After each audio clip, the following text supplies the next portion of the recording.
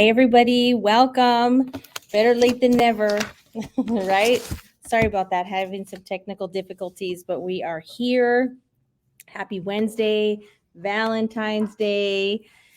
So today I wanted to talk to you guys in regards to open houses.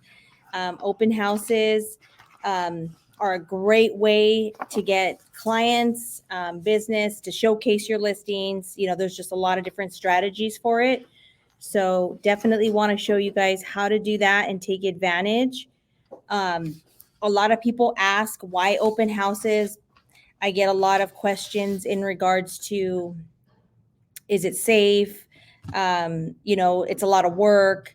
But when you're a new agent, and actually even seasoned agents, it just depends. But what I find is a lot of people enjoy doing open houses. They're definitely perfect for obtaining new listings, finding interested buyers. So if you're wondering, is it a fit for you? Then I think it's important to try. But the key is to doing it right, because what I notice is agents don't prepare, they show up not ready, and they end up having no success. But again, you have to, you get what you give. So when you're doing an open house, you want to be ready, and you have to consider it like a job interview, because that's basically what it is. Everybody that's coming through that door is there, and you have to be presentable. They're going to know right away if they want to work with you, if you're someone who knows what you're doing, or if you're just someone who's just a body in a house. So open houses are one of the least expensive ways to get leads. It's more time, and than having to pay. Every agent's different. Some agents will pay for leads, but not everybody wants to do that. So this is a great way to be face to face with the lead. These people are walking into the home, wanting information, and yes, of course, not everybody is interested or will buy, but it's about making connections. It's something that I've always stressed. It's a relationship business. So you never know who you're meeting and if that relationship is one day going to build into something. So I get a lot of, you know, agents tell me, but I don't have any listing, Sonia. How am I going to do an open house on, a home that how do I get listings? So the best thing is to network. You have to meet different agents, talk to different agents, whether it's in your office or in the areas in which you want to do open houses. I'm sure you don't want to go, to areas that you're not familiar with or drive really far, because it does get really hard. So it's important to focus on the areas that you like. And as soon as you see a listing hit the market, check to see if there's an open house date on there. If there's not, call the listing agent, introduce yourself, maybe even, have yourself a script where you talk to them and say, hey, you know what, this is what I do, and I would love to host your open house for you. There's agents that just don't like doing them at all. And then you have others that will. So, it may not be a fit for that agent, but it's just like anything prospecting. The more you call, the more chances you'll have. So just take a look in the MLS, look for vacant homes, because most likely, if it's not an agent from our office in particular, they may not want you into their client's house, with their stuff in there. So there's liability with that, and that's more for that reason. So if the home is vacant, it's going to be a better fit. And it actually makes it easier for you, because, you can kind of pick the times, kind of, do it how you would want to do it. And you don't have to be traditional where it has to be a Saturday or a Sunday. You can do an open house at, any day of the week that suits your schedule. So what I like to tell agents, like I said, it's all preparation. And I know sometimes you're not going to have time to do some of these things because of the fact that maybe you get, advised of it too late. But I do encourage you to at least know a week in advance if you're going to be doing an open house, even if it's on a Tuesday. Tuesday is usually the latest that I personally would accept an open house, because I need the time to prepare. I want to have enough time to set myself up for success. because if I'm not set up for success, then I just feel that I'm wasting my day by just showing up and just, like I said, being a greeter at the door. So it's definitely, really important. There's certain keys, to a successful open house. So I can provide you guys with a checklist, just to kind of help you. But I don't want you to reinvent the wheel or get stuck in analyzing, should I do this? Should I do that? Just follow the list, and trust me, they work. So it's good to follow, already a plan that's worked. Sellers often search social media to see who's active. So that's why it's important to post different properties, different things that you're doing, because they don't know, per se, that it's not your listing. They just see that you're active. And most for sale by owners list within 21 days if they can't sell their home.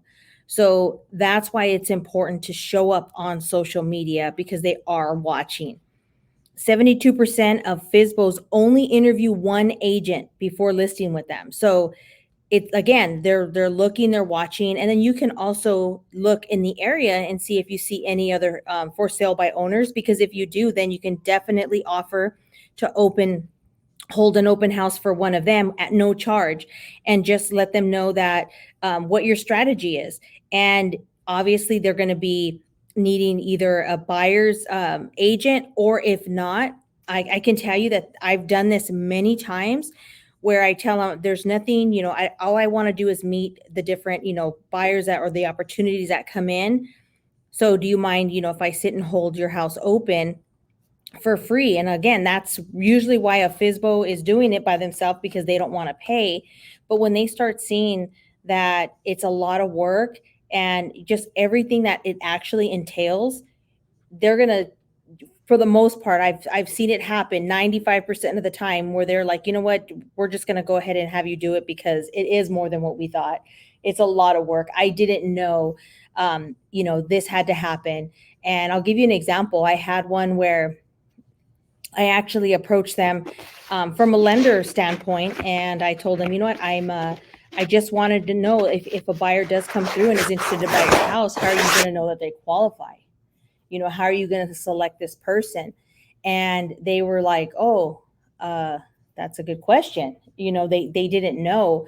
And so I just left them my card, and I said, well, if you need anyone to get, pre-approved before, wasting any of your time, definitely let us know. And probably about 2 days later is when they called me, and they said, you know what, this is just way too much. People are calling us. We just don't know how to answer these questions.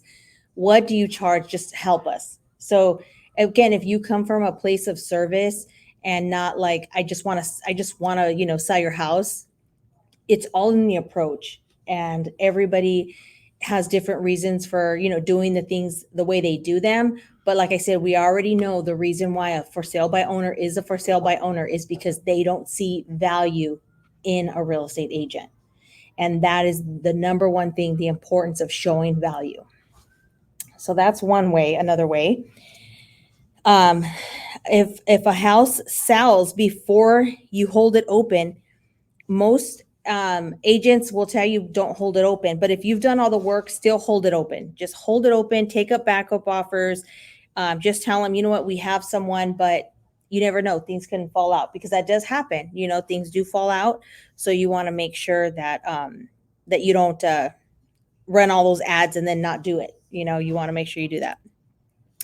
Another good thing you can do, you can run a contest on your social media. Like anyone who shares it, be entered into a drawing or something like that, because you want people to share it, and you want people to help you promote the open house as well. And if you can, do an open house each week if you have no other business. Make it your office for the day. If you can do 4 to 5 open houses a week, if you have nothing else, do it. That is going to be one of the fastest way to get business. You start to learn, you can, like they said, make it your office. So what that means is, show up ready to work. And it's just like if you're in your office, you can, if people come in, great. You're ready for them. But if not, well, you were productive on working, on your business or making other calls. Also, make sure that when you're you're doing your flyers, that they're nice. They're nice. Don't give away too much information on the flyer because you want them to call you. So you want to advertise on your social media daily before the open house, but you don't want to give so much information. Maybe the city, the area, and then that's going to get people to engage. Well, where is it at? Like, what's the price? And so now you're going to know who's actually, the purpose of that is you want to know, is there people, number one, reading your post, taking the time to look at them, and who's actually raising their hand, who's interested. So you want to do that. You definitely want to create flyers and knock around the neighborhood. It's so just imagine, like I said, you're walking around the neighborhood and you're telling the neighbors, not hi, door knocking, not your standard door knocking, do you want to buy or sell a home? It's, you're talking to them about this property that's, being sold in their area. Most neighbors want a great neighbor to move in. They want, someone who's going to respect the neighborhood and who's going to fit in the neighborhood. So always talking to them and just asking them, would it be okay if I ask you some questions about, the neighborhood? Can you tell me why you like living here? How long have you lived here? What are some good things? What are some things you don't like? And I think that a lot of times people are more open to talking to you, at least in the experience that I have, that enjoy it. And I've even seen some agents are a little bit more aggressive, and they'll say to the neighbor, let's just say they'll say, hey, we're holding an open house on one of our listings or one of these homes for sale in the neighborhood next weekend. We usually have buyers for whom the house we hold the home is not a fit for them. Would it be okay to show your home that day and watch their reaction? They're going to be like, wait, my home's not for sale. And then again, it just gets you into conversation. And then then at that point, what would be a reason why you would ever move? And then, they're going to say, well, when my daughter graduates, next year, or we have no plans of ever moving. This is our forever home. So now, and again, in your database, okay, this person is only going to move if X.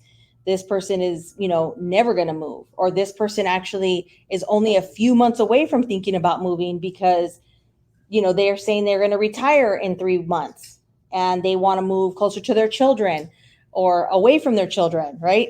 Whatever it is. So it's just those conversations, but it's a way to have them instead of just going straight to them. Hi, I'm a realtor. Do you want to buy or sell? Everybody's like, get away from me. You know what I'm saying? The conversations, there's no substance in those conversations. Number 3, run Facebook ads. Spending $25 to target the area of the open house. So everyone in the area who's on Facebook is going to see that open house. And what does that do? That shows those people this person advertises. They're out there advertising, which a lot of people like that. That's important nowadays. The other thing on your flyers, when you're door knocking, have a market update on the back of the flyer. And I can show you how to do a real simple one through, we use through, gosh, my brain just went blank. What CMA, George, do we use? CMA? Yeah, Cloud CMA. I'm like, what is it called? My mind went blank for a minute. So you could do a really quick and simple like market update with that Cloud CMA, and it looks really, really nice. Again, you want to drop something off that people are going to actually read. And then also, while you're out there, you can create a video in front of the house or giving a short tour. Now, you don't want to do a walkthrough because you've done the work. You want them to come out. So they say it's good to do the front yard and maybe just like the entry and the backyard, but not the full house, because you want them to be like, why didn't they do the inside? Now I have to go. Right? So you don't want to give it all at once. So just to kind of, have their mind there. So let's see. So now we do have this checklist here. If you haven't gotten a copy, you guys are welcome to. Everything's kept in the front. But what do I take to the open house? This checklist here is just super helpful because I can't tell you how many times we're always in a hurry, we're running out, and then we forget something. I do encourage you to create an open house box or a tote or a basket or something. It's mine started off like really little and now it's like really big. So make sure you keep your flyer stands in there, cards, lighters, pens, just hand sanitizer, just everything that you think that you're going to need, because you don't know if there's even going to be toilet paper or paper towels or whatever. You just keep all those things handy just in case. And that way, like I said, if you create an open house box, then it's just grab and go, and it makes it super easy to be able to do that. Now, if you are hosting another agent's open house, it's always good to have a conversation with that agent to find out a little bit about the house, find out anything that they know, find out if there's solar. That's the house facts. Is there solar? Is there an HOA? Is it on septic? Is there anything that you need to know? Because what happens when buyers come in there? They're going to ask questions, and you want to be the resource. You don't want to say, I don't know, because you're there, again, not just to open the door, you're there to provide value and give information and have those, engaging conversations. So definitely important to find out why the sellers are moving, where are they moving to? Not so much that you need to know where, but you want to know timeframes. Like, what are they looking for? Are they moving? They have to be out. Do they need a rent back? Are they having a new home built? Are they moving out of state? Like, what are those things? Because it just makes you look more confident when you're speaking to your clients, because you have the answers and the facts about what's actually happening with the house. You don't want them to feel like, oh, well, I'm just going to call the listing agent then. You don't know anything.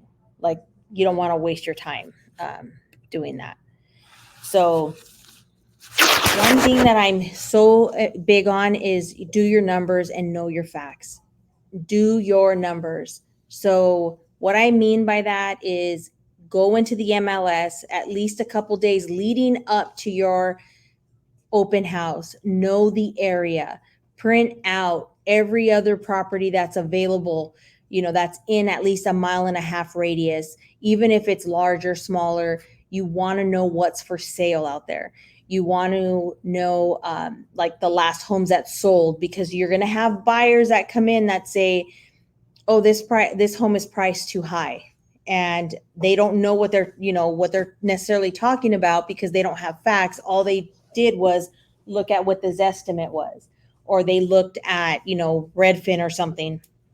Or maybe they knew the house down the street sold for less, but they didn't know that maybe it was run down, or whatever the case is. So you want to be able to have productive conversations with people who have legitimate questions.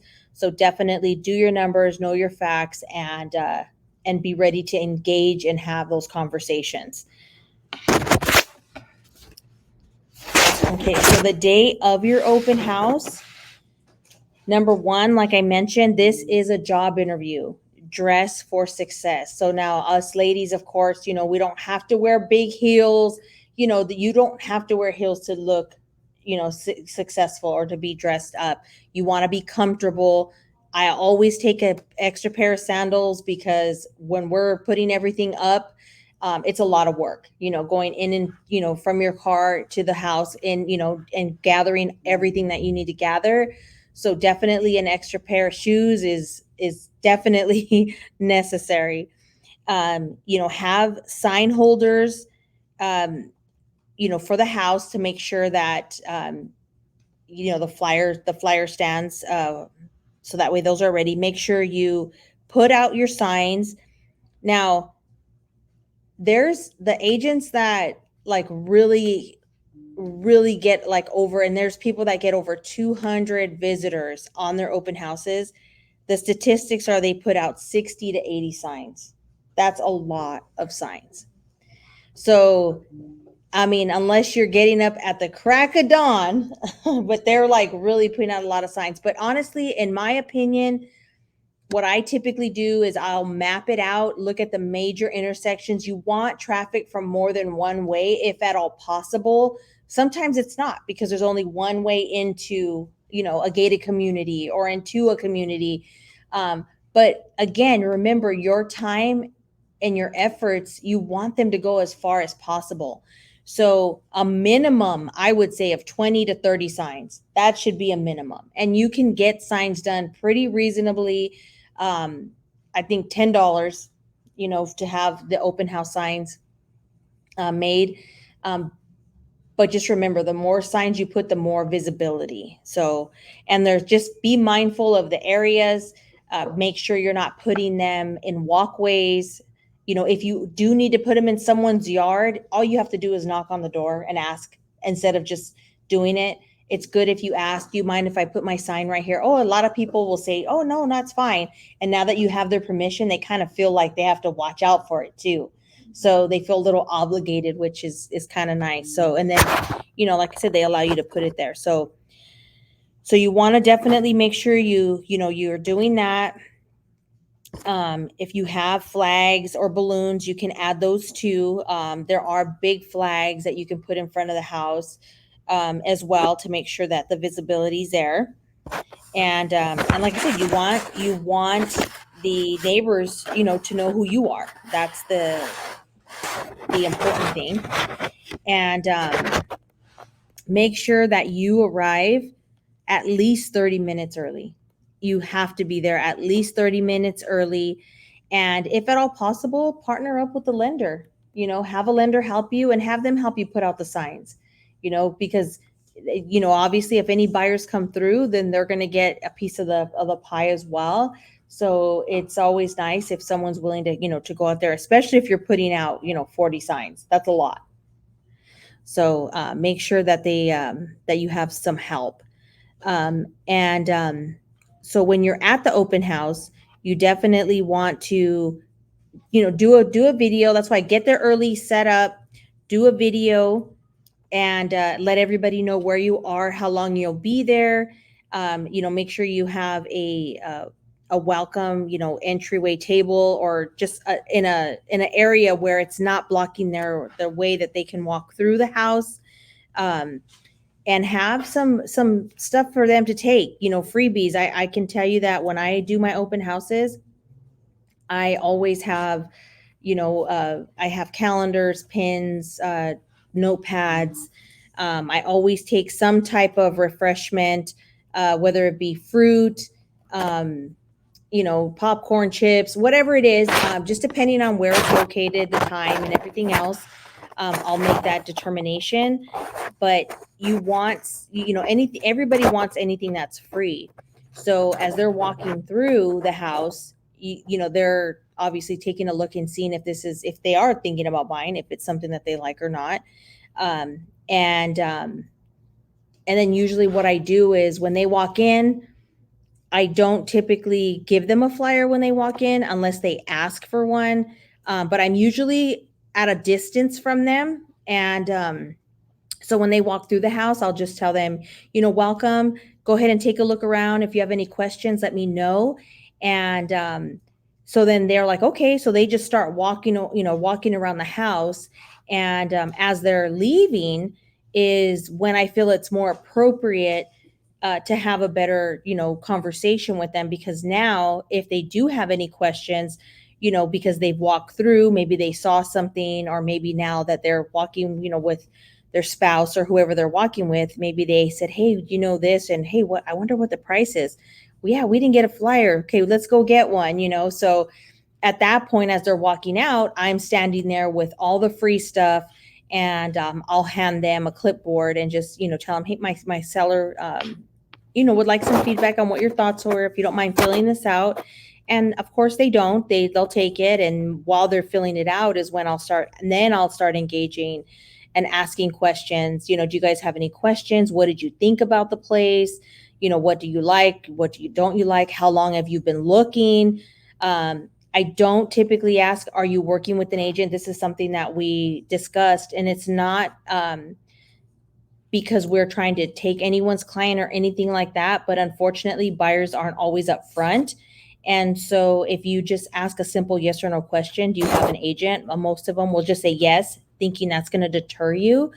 So instead of asking that, you can ask, what is the agent's name that you're working with? And at that point, you can tell if they know the name right off the bat, then obviously they do have someone that they're potentially working with. But they'll either say, oh, we don't have an agent, we're not working with anyone, or they might try to make up a name, but you can tell. So I just think it's a better way to approach it. But usually during that time when you're talking to them is when they're going to be the most engaging. And definitely once they leave, have a game plan for that particular person. So, whatever form they filled out, maybe on the back of the form, you can write any notes about them, whatever they said. They just started looking, or they've been looking, or they're getting back into looking, or they just happen to drive by, but they're thinking they may or may not be qualify, whatever the case is, because you want to be able to pick up where you left off. So it's important to make note of those conversations, and that way you can re-engage with them. So that's typically what I do. You can choose to do whatever way you feel comfortable. And I think that's the most important thing, is for you to feel comfortable. Don't feel that there's a right way or a wrong way. It's the right way is what works for you, and what you're comfortable with. I know I've tried many different strategies, and this has been what works for me. So it's important for you to do the same, to figure out what it is. But you definitely want, like I said, to have a place where you want them to kind of meet you, because I do notice that is helpful. It's like a place where they're going to slow down, and then that's where they're going to, like I said, either grab a snack or start talking to you. And there's an acronym that we use. It's called FORD, which is we always say like Ford the heck out of them. And what that means is family, occupation, recreation, and dreams. Those are the 4 most important things that people want to talk about. So it's their family, their occupation, their recreation, or their dreams. And those are the reasons people will move. So those are the things that you want to know. So, and I personally, I'm going to show you guys a reel later after this, for you guys that are here. Don't follow them through the house. Let them explore on their own. It's one of those things where they know what a master bedroom is. They know what a bathroom is.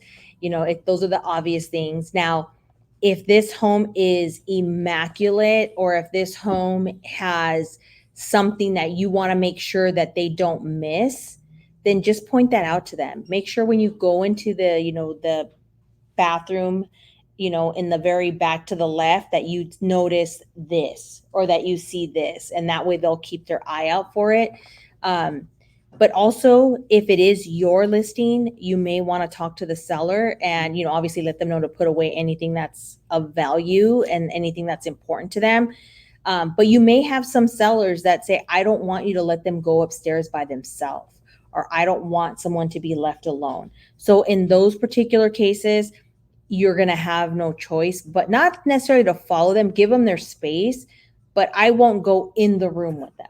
Like I'll walk, behind them, enough space where, they're not, if they stop, I'm not going to fall on them, but I'll allow them to go into the rooms, and I'm just kind of there because I don't want anyone to feel uncomfortable.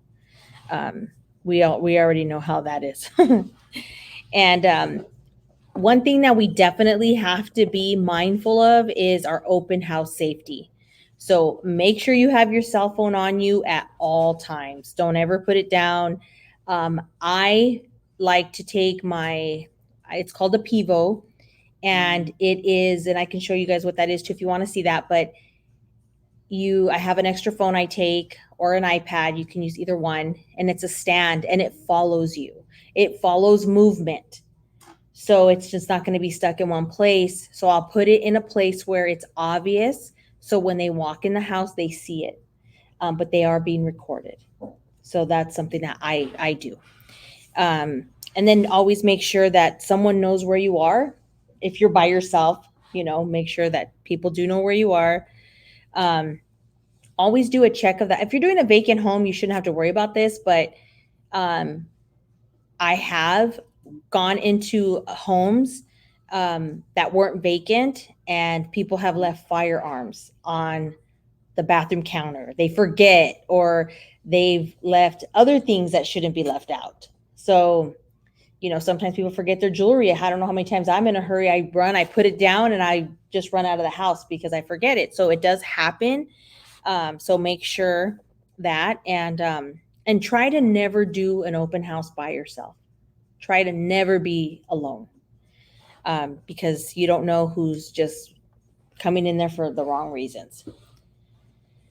So after your open house is over, obviously turn off all the lights, lock up the house, make sure that, you leave the home the way you got it. That's important, especially if you're doing it for another agent. The last thing you want is for the agent to call you and say, my seller said you didn't lock the back door. You left this open. You did this. You left the AC running. You this, you that, or whatever the case is. So that's why, again, the conversation with the listing agent is so important to make sure if there's an alarm, how do they want it left, all of those things, just because, again, you want to make sure that they're going to invite you back to help them again. And the money is in the follow-up. That's where the money is. It's not going to be that day, but do people typically get lucky sometimes? Yes. You may have that success where someone walks in and says, I love this house. I want you to write this offer. Let's do it. It does happen. It does happen. But is it going to happen every time? No. The goal is to take all those names and numbers of everyone that you spoke to, put them in your CRM, and start following up. So what I typically do is, as I'm there, I'll be, I do different things. I either use my iPad, have them sign in electronically, and when they do sign in electronically, it automatically gets deposited into my CRM, which is the beauty of it. But there's some times where I just want to do, I like to try different things because I want to see what's going to work. So when I don't do that and I have them sign in, then what I do is I will input them as it gets slow if I have the time in between. And then I create a video just before I leave the house, thanking them for attending and just letting them know, let's just say it's my listing and I know when we're going to be presenting offers. Or if I've talked to the listing agent and she might say, we're looking at presenting on Wednesday. So I will just, leave a short message, again, thanking them for coming in, and then just letting them know, if you are in fact interested, we are going to be presenting offers on Wednesday. So it's important that, we speak before then and go from there. So that's definitely important. Make sure you set them up on a drip campaign in your CRM based on the notes that you put in there. So make sure that you are taking really, really good notes. So that way you can remember that person, because it is really, really hard sometimes when you don't remember.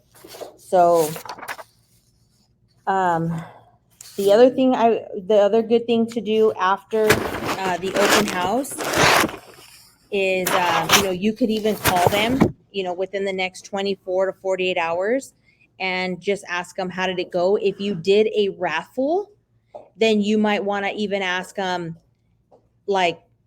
or not ask them, but you want to call and say, pick whoever the winner is. And I'll be honest with you, when we do this, we typically pick the winner as the person who seemed to be the most candidate that, would be a buyer or seller. We'll call them and say, hey, we just want to let you know that you won the $25 gift card to Starbucks. You can pick it up at our office at any time. Or would you like me to come drop it off? And at that point, that's another opportunity for you to engage with them and talk to them. So, and if they do come into the office, you can ask them if you mind doing a quick, video just saying, hey, this is our winner on social media, blah, blah, blah. Again, you just want to kind of spread the word and do stuff like that. So again, like I mentioned, if you do an open house for another agent, just definitely let them know the feedback for the seller, how many buyers came through, what was the feedback of the condition. So that way, again, they can provide that information, to their seller. If it's your open house, you definitely want to always either call or email your seller, depending on, whatever is best, their best form of communication immediately, and letting them know, this is how many buyers came through. This was the feedback. If there's anything that the comments that, they said something that was wrong, then it would be good to let them know if that's something they're able to fix, or if it doesn't matter to them, or maybe they can offer a credit or something like that. But sometimes sellers have to hear it from other people if you try telling them in the beginning and they didn't, simply want to listen. But that's, a different possibility. So I want to open it up right now for any questions. Does anybody have any, let me go here. Any questions? Let me see. Okay. When you said make a video and state where you're at and what time you'll be doing it, you're not stating the address itself, you're just stating the city? You can actually say the address, or you could just say the city and then they can, message you for it. So that's up to you if you want to do the whole address, or on your video, you can just say, I'm here in front of, this property in, let's say, Ontario, California. I'll be here this weekend. And then, that's basically it. You know what I mean? It's kind of short and sweet. And like I said, you want to gauge, you want people to interact with you. You want to find out, like I said, how many people are actually, have interest in what you're posting. Because when you give them everything, there's no reason for them to reach out. Yeah. So you can do either one. Because if you do give the address, they can simply Google it and then they have the information. I was just thinking about safety reasons. Oh, well, just don't be by yourself. If you're posting a listing that belongs to someone else, do you have to mention them in your posting, like as a courtesy? As a courtesy, what I typically tell the agents to do is, like, you can, if you're doing it, then at the bottom, you can put listing presented by, and then you can just put like RE/MAX champions. And then, that's really it. You don't have to put like the agent's name and all their information on there. You don't have to do that. No. Can you repeat that? How do you phrase it? Listing presented by? Oh, okay. Yeah. Yeah, listing presented by. And we do have some vendors information. We can definitely get that out to you guys. So that way, if you guys want to make a bunch, like I know that there's one, if you want to make like it's called signsonthecheap.com. And they're like $4 each, but they're like, they're nothing fancy. They're just like open house, and it's not like all branded to you, but they are just, if you're going to be putting out so many, I mean, yes, you could put your name on them and everything, but they're just not super fancy and like, thick. They're just signs, but that's if you want a lot. What should the signs have on them? Well, obviously your phone number, open house, your name, your phone number, your DRE. But I know some agents want to put like their photo and all this stuff on there. And sometimes as a woman, it's not good to have your photo, because, oh, it's a woman. She might be by herself, So again, always try to think safety. But yeah, so one of the vendors locally, it's called Design. I forget what it's called, but I'll find out. But if you want to do it online, like I said, this other place is signsonthecheap.com. They're I don't know, let's see. Yeah. You said you have to have your DRE number. Yeah, you have to have your DRE number on there. And then, what about the company, like, Remax Champion? Yeah, you have to have your brokerage. Yeah.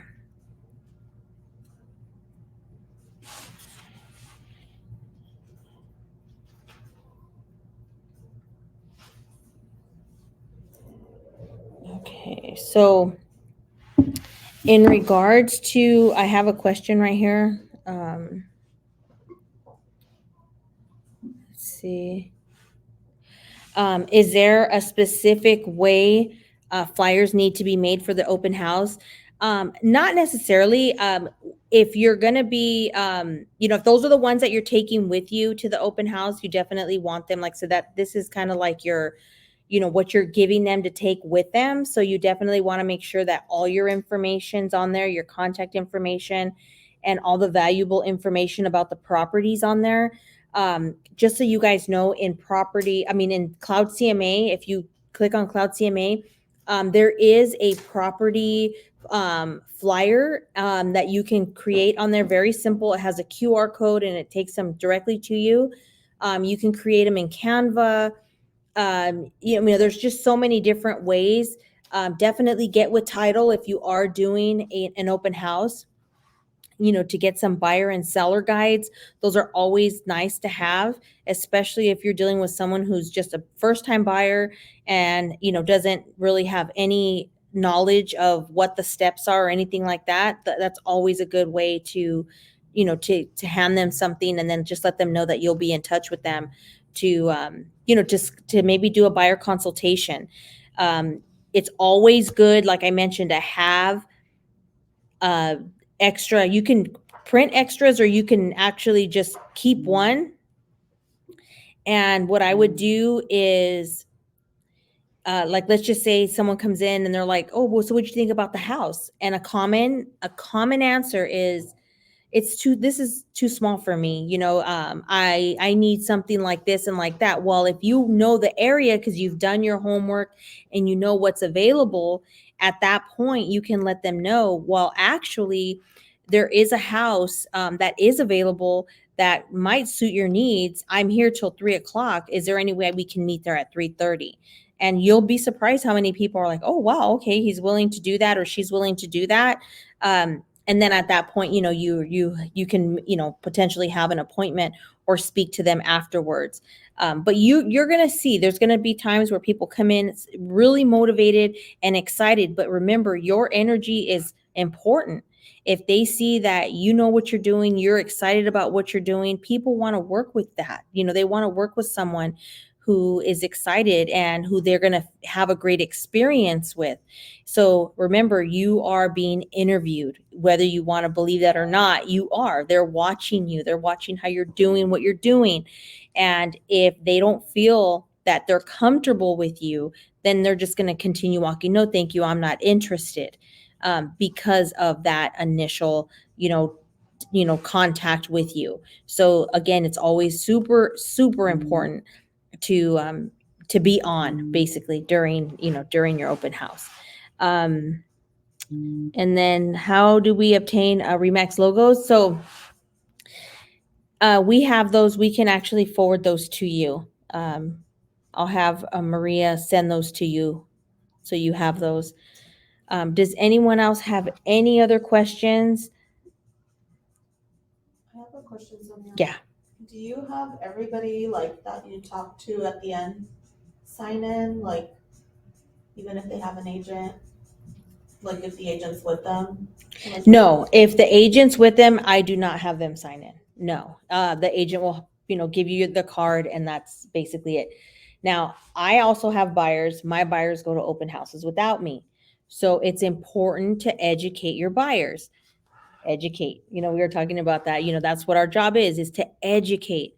So I tell my clients, if they see a property, they go in, if they're asked to sign in on the sign-in sheet to put my information, they know who I am. They have a copy of my card, whether you text it to them or give them a physical card, always let them know, what it is that they need to do. So that way, they're prepared and it's not like, oh, well, what am I supposed to do? And that's That's important. So just definitely, because you're not going to always be able to go with your clients. It's just impossible, for you to do that. Let me go back here. So definitely, talk to them and make sure that they know that. But yeah, if they have an agent with them, I do not require them to sign in. But if they tell me that they do have an agent, I still have them sign in. Because more than anything, my form is a feedback form. So I want the form. And then my last question, Sonia, was, like the freebies that you take, I'm sure they're probably like with the Remax logo. So do you have any suggestions on where we can order that stuff? Yeah, and you know what? Just so you know, a lot of the stuff that I have doesn't necessarily have Remax logo. So you can brand yourself. You can use the Remax stuff, but if you want, whatever, like I'm everywhere I go, I'm Sonia Real Estate Broker. That's how everybody knows me. So, whatever you decide, your name to be, or your logo to be, you could put your name, as long as your DRE number is on there, like any type of advertising or marketing material, that's the most important, your DRE number. But you don't necessarily have to have, because most agents have their own logos. So, but it's up to you. If you want it, because a lot of people like the Remax logo too, because people recognize it, so I usually put both on mine. But I can show you how to get inexpensive stuff. I'm all about what's on sale. Like I get so many coupons from like pins.com. Like I'll get stuff for 20 cents, pins, pads. Like I wait for stuff to go on sale for me to stock up on it. Yeah. So, and I think that's going to be the best thing to do, because you always want to have something to give. So, but yes, so let's see. I do have a specific sign-in form that I use, but of course, if you go to Canva, let's just say you went to Canva right now and you go into open house, it's going to show you all these, different ones, like just name, number, do you have an agent, all these generic questions. So I think that depending on what you want to know, you're going to base your questions off that. But I'd be happy to share you the one that I have, so you can see what questions that I ask, these consumers. But more than anything, it's about what their feedback was of the house and how soon are they looking, to make a move.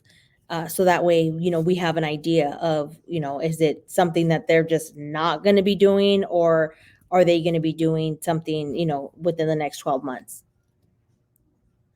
It seems like everybody wants logos. I don't know. Yeah. Okay, so we'll get we'll get you guys all the logos. Does anyone else have any other questions? Anything else? If it's your listing, it's good to have like a neighborhood preview is what we call it. So depending again on the area, depending on the house, I mean, there's a lot of factors that we look at. But something that I used to do a lot, and I want to get back into it, is doing the neighborhood preview. So basically, you tell your seller that, their worst nightmare is going to happen. Their neighbors are going to be in their house. And that's not what they want typically, but they want to sell their house. A lot of times the buyers can come from the neighbors. So again, it's not going to be available for every property, but for some it is. And it's actually a great way to get other listings, because what happens is now all you're doing is inviting, the closest 50 neighbors, and you get them to come in, and now you talk about their situation. They come in and compare their house to that house, and then they start talking about, their goals, and, you have wine, and, you're just hosting this little event, and it's basically to network and to meet them.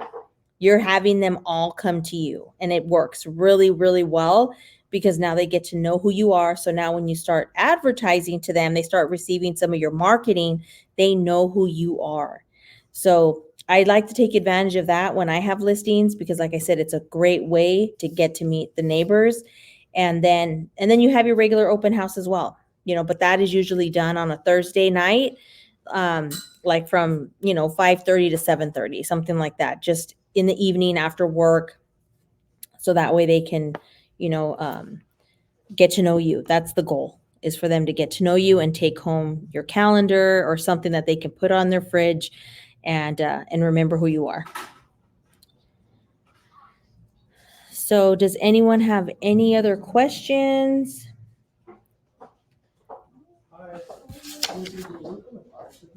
Okay, so let's see. All right, well, if there's no other questions, then I will make sure to have them send you guys the logos.